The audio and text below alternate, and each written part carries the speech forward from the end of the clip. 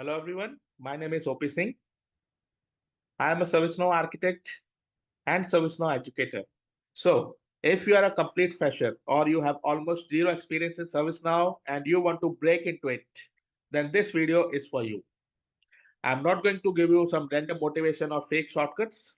I will walk you through a clear, realistic 3-month roadmap, what to study, how to practice in PDI, and what mini projects to build, and how to make you employable, not just certified.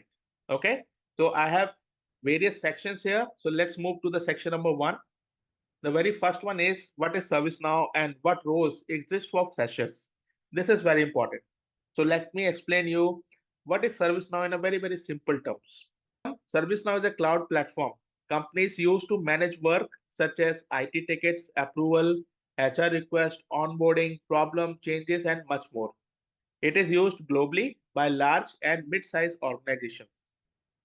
And for freshers, there are usually a few realistic entry point roles such as service techs or L1 support working on ServiceNow, junior ServiceNow administrator, a trainee or intern on ServiceNow team, and finally, in some cases, a junior developer role if your programming skills are already decent.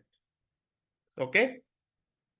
In this video, when I say fresher, I mean BTech, BCom, BSc, BBA, MCA, and even non-IT graduates who are willing to start their career from scratch and learn seriously about ServiceNow. Ladies and gentlemen, to continue watching this wonderful video, please take the channel membership and take your future and career to new heights. Thank you and all the best.